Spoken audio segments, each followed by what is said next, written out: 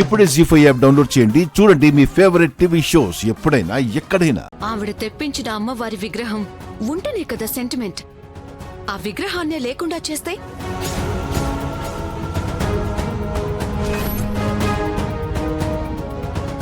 పెళ్లి బట్టలు ఎక్కడైనా కొనుక్కోవచ్చు, కానీ అమ్మవారి విగ్రహం దగ్గర పెట్టి పూజ జరిపిస్తామన్న మూలంగానే రేపు జనాలు ఎగబడతారు. ఆ షాప్లో విగ్రహమే లేదని తెలిస్తే అప్పుడు వచ్చిన జనాలు బట్టలు కొనరు. ఆనంద భైరవి మొహం మీద ఉమ్మేస్తారు.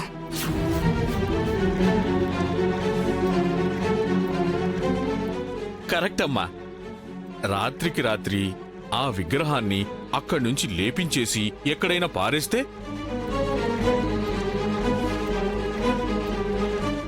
పారేయటం కాదు, నిమజ్జనం చేసేయాలి. అంటే నీటిలో పడేయాలి. ఓ ఏం పడేయాలి?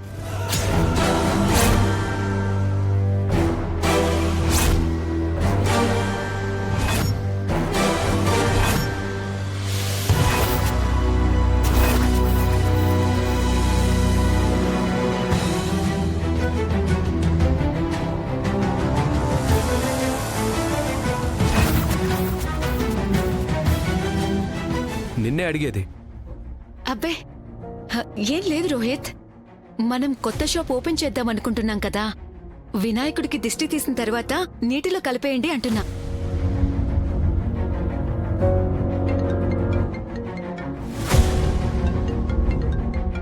హలో,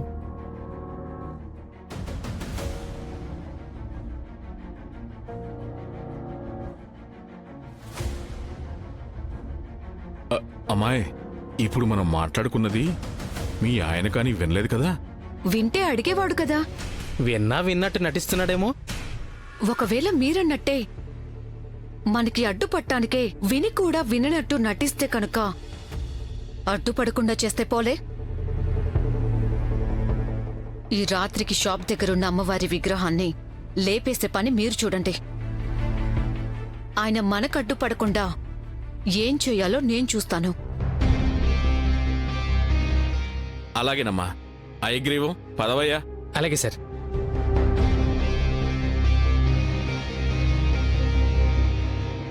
కొత్త బ్రాంచి అమ్మవారి సెంటిమెంటా? ఎలా చేస్తావో నేను చూస్తాను.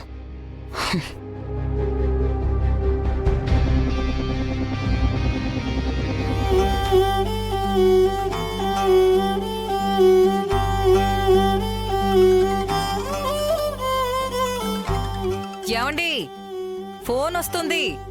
వస్తున్నా.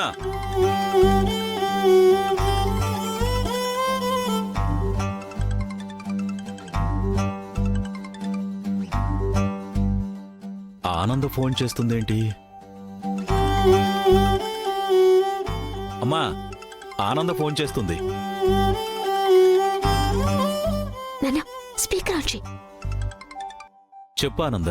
అన్నయ్య, రేపు మేము ఓ కొత్త షాప్ ఓపెన్ చేస్తున్నాం. ఓ,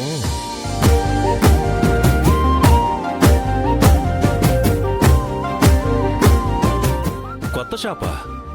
అవును, రాజ్కోటి సిల్క్స్ వారి కళ్యాణ వస్త్రాలయం పెళ్లి బట్టలకి ప్రత్యేకమన్నమాట.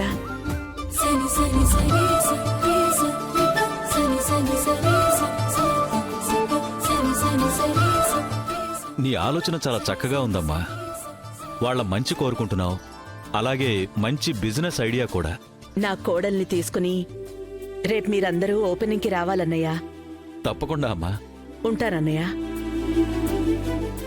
పెళ్లి చూపులంటేనే అందరికీ సెంటిమెంట్. అలాంటిది కంచి నుండి అమ్మవారి విగ్రహం తీసుకొచ్చి ఆ విగ్రహం ముందు ఈ బట్టలు పెట్టి పూజ చేసిస్తాము అంటే ఈవిడది మామూలు బిజినెస్ మైండ్ కాదు నాన్నా. కాబట్టే కదా ఇంత పెద్ద సామ్రాజ్యాన్ని నిర్మించింది. శరణ్య, రేపు వెళ్ళాలి కదా, అన్నీ రెడీ చేసుకుందాం పద.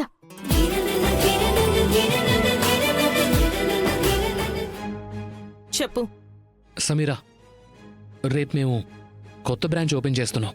అయితే నాకేంటి? అలా అని కాదు, నేను చెప్పేది విను. రేపు షాపులో అమ్మవారి విగ్రహం ప్రతిష్ఠ చేయిస్తోందమ్మ. అప్పుడు జరిగే పూజలో నువ్వు కూడా మా అమ్మకు సాయంగా ఉంటే మా అమ్మకి నీ మీద ఒక మంచి ఒపీనియన్ కలుగుతుంది. ఆల్రెడీ మీ అమ్మగారికి నా మీద ఎలాంటి ఒపీనియన్ ఉందో నాకు బాగా తెలుసు. కొత్తగా ఇప్పుడు మంచి అనిపించుకున్నా నాకొచ్చే లాభమేంటి? ఏం లాభం అనేది వస్తే కదా తెలుస్తుంది. పట్టుదలకు పోయి దూరంగా ఉంటే దూరం ఇంకా పెరుగుతుంది. అది మనకు మంచిది కాదు. నా ఆలోచనలు నాకున్నాయి, నువ్వైతే రావాలి. సరే, వస్తాను.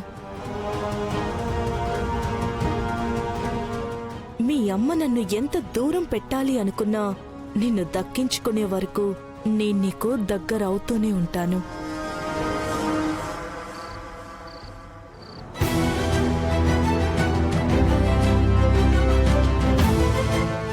నిమజ్జనం చేసేయాలి, అంటే నీటిలో పడేయాలి.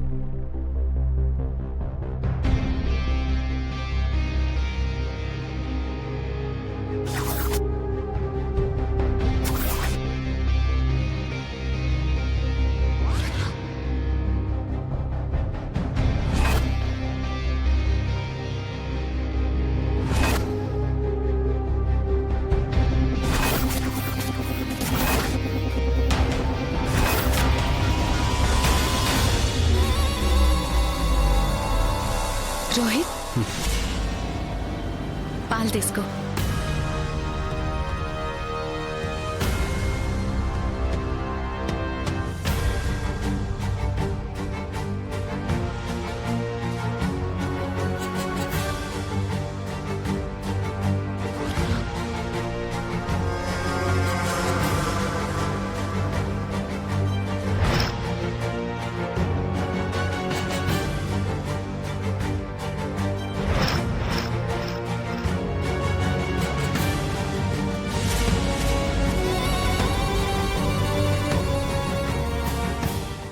జీ5 యాప్ డౌన్లోడ్ చేసి అన్ని ఎపిసోడ్స్ పూర్తి ఉచితంగా చూడండి.